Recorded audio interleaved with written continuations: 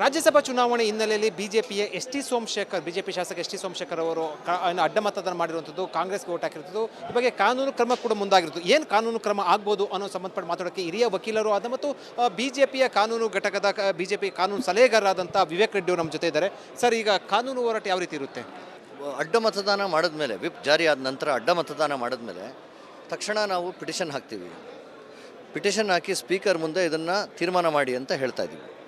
ಒಂದು ವೇಳೆ ಸ್ಪೀಕರ್ ವಿಳಂಬ ಮಾಡಿದ್ರೆ ನಾವು ಹೈಕೋರ್ಟ್ಗೆ ಹೋಗಿ ಡೈರೆಕ್ಷನ್ ತೊಗೊಂಡು ಕೂಡಲೇ ಸ್ಪೀಕರ್ ಇದನ್ನು ತೀರ್ಮಾನ ಮಾಡಬೇಕು ಅಂತ ನಾವು ಆಗ್ರಹಿಸ್ತೀವಿ. ಇದರ ಜೊತೆಗೆ ಕ್ಷೇತ್ರದ ಜನ ಬಿ ಜೆ ಪಿಯ ಚಿಹ್ನೆಯನ್ನು ನೋಡಿ ಹಾಕಿರೋದು ಮತ, ಅದಕ್ಕೆ ದ್ರೋಹ ಬಗ್ದಿರೋ ಪ್ರಸಂಗ ಬಹಳ ದುರದೃಷ್ಟಕರ. ಆದ್ದರಿಂದ ಸಂವಿಧಾನದಲ್ಲಿ ಇದಕ್ಕೆ ಒಂದು ಪರಿಹಾರ ಇದೆ. ಸಂವಿಧಾನದಲ್ಲಿ ಏನು ಹೇಳ್ತಾರೆ, ಈ ಥರ ದ್ರೋಹ ಬಗೆದ್ರೆ ಅಥವಾ ಮೋಸ ಮಾಡಿದ್ರೆ, ತಮ್ಮ ಕ್ಷೇತ್ರದ ಜನಕ್ಕೆ ಮೋಸ ಮಾಡಿದ್ರೆ ತಕ್ಷಣ ಕೂಡಲೇ ಇದಕ್ಕೆ ನೀವು ಶೆಡ್ಯೂಲ್ 10ನಲ್ಲಿ ಆ್ಯಕ್ಷನ್ ತೊಗೊಬೋದು. ಶೆಡ್ಯೂಲ್ 10ನಲ್ಲಿ ಕೇಸ್ ಹಾಕ್ಬೋದು. ಅವ್ರನ್ನ ಅನರ್ಹಗೊಳಿಸಿ ವಿಧಾನಸಭೆಯಿಂದ ಆಚೆ ಇಳಿಸ್ಬೋದು. ಈಗ ಶಾಸಕತ್ವ ಅನರ್ಹ ಸಂಬಂಧಪಟ್ಟಂತೆ ಸ್ಪೀಕರ್ಗೆ ದೂರನ್ನು ಕೊಡುವಂಥದ್ದು, ಒಂದು ವೇಳೆ ಸ್ಪೀಕರು ಬೇಗ ಅದನ್ನು ಇತ್ಯರ್ಥಪಡಿಸದೆ ಅಥವಾ ಕ್ರಮ ಕೈಗೊಳ್ಳದೆ ವಿಳಂಬ ಮಾಡಿದ್ರೆ ಏನು ನೆಕ್ಸ್ಟ್? ವಿಳಂಬ ಮಾಡಿದ್ರೆ, ಇದು ಅನೇಕ ರಾಜ್ಯಗಳಲ್ಲಿ ಇದಾಗಿದೆ. ಸ್ಪೀಕರ್ ವಿಳಂಬ ಮಾಡಿದ್ರೆ ಕೂಡಲೇ ಸ್ಪೀಕರ್ ಮೇಲೆ ನಾವು ಆ್ಯಕ್ಷನ್ ತೊಗೊತೀವಿ, ಹೈಕೋರ್ಟ್ಗೆ ಹೋಗ್ತೀವಿ, ಹೈಕೋರ್ಟಿಂದ ಡೈರೆಕ್ಷನ್ ತೊಗೊತೀವಿ. ಸ್ಪೀಕರ್ ಕೂಡಲೇ ಇದನ್ನು ತೀರ್ಮಾನ ಮಾಡಬೇಕು ಅಂತ ತೀರ್ಮಾನ ಮಾಡಿದ ನಂತರ 2 ತಿಂಗಳಿನಲ್ಲಿ 1.5 ತಿಂಗಳಿನಲ್ಲಿ ತೀರ್ಮಾನ ಮಾಡಿ ಅಂತ ಒಂದು ಡೈರೆಕ್ಷನ್ ಆದೇಶ ಬಂದ ಮೇಲೆ ಮಾಡಲೇಬೇಕಾಗುತ್ತೆ.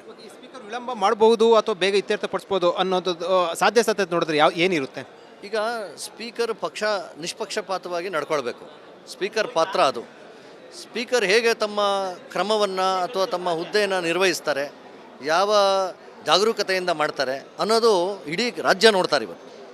ಆದ್ದರಿಂದ ಅವರು ಕೂಡಲೇ ಕ್ರಮ ತಗೊಂಡ್ರೆ ನಾವು ಸ್ವಾಗತಿಸ್ತೀವಿ. ಆದರೆ ತಗೊಳ್ಳದೇ ಇದ್ದರೆ ಕೂಡಲೇ ಹೈಕೋರ್ಟ್ಗೆ ಪ್ರಕರಣವನ್ನು ಹಾಕಿ ನೀವು ಮಾಡಿ ಅಂತ ಹೇಳಬೇಕಾಗತ್ತೆ. ಅದು ಸ್ಪೀಕರ್ಗೆ ಒಂದು ಕುಂದು ತರುವಂಥ ವಿಷಯ.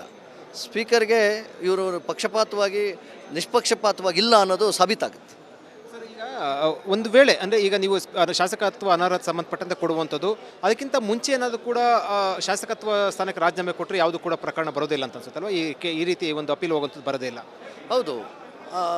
ಒಂದು ವೇಳೆ ಅವ್ರು ರಾಜೀನಾಮೆ ಕೊಟ್ಟರೆ ಅವರೇ ವಿಧಾನಸಭೆಯಿಂದ ಹೊರಬೀಳ್ತಾರೆ. ಆಗ ಮರು ಚುನಾವಣೆಗೆ ಅವ್ರು ಹೋಗಬೇಕಾಗುತ್ತೆ. ಸೊ ಅಂಥ ಪರಿಸ್ಥಿತಿನಲ್ಲಿ ಅವ್ರಿಗೆ ಶಿಕ್ಷೆ ಕೊಡಬೇಕಾಗಿರುವಂಥ ಒಂದು ಪರಿಸ್ಥಿತಿ ಉದ್ಭವ ಆಗುತ್ತೆ.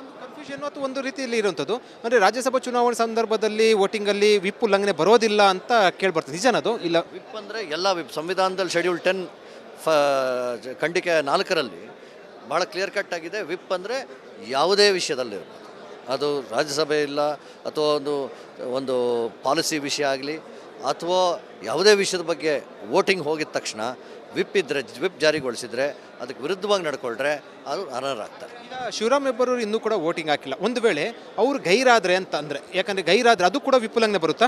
ಅಬ್ಸ್ಟೈನ್ಸ್ ಆರ್ ವೋಟ್ಸ್ ಅಗೇನ್ಸ್ಟ್ ಎರಡು ವಿಷಯಗಳು ಬರುತ್ತೆ ಇದರಲ್ಲಿ. ಅಬ್ಸ್ಟೈನ್ ಅಂತಂದರೆ ಗೈರಾಜರಾಗೋದು ಅಥವಾ ವಿರುದ್ಧವಾಗಿ ವೋಟ್ನ ಚಲಾವಣೆ ಮಾಡೋದು. 2 ಪ್ರಸಂಗಗಳೂ ಸಹ ಇದು ಅನರ್ಹರಾಗೋದಕ್ಕೆ ಅವರು ಇದಾಗ್ತಾರೆ, ಡಿಸ್ಕ್ವಾಲಿಫಿಕೇಷನ್ ಆಗುತ್ತೆ.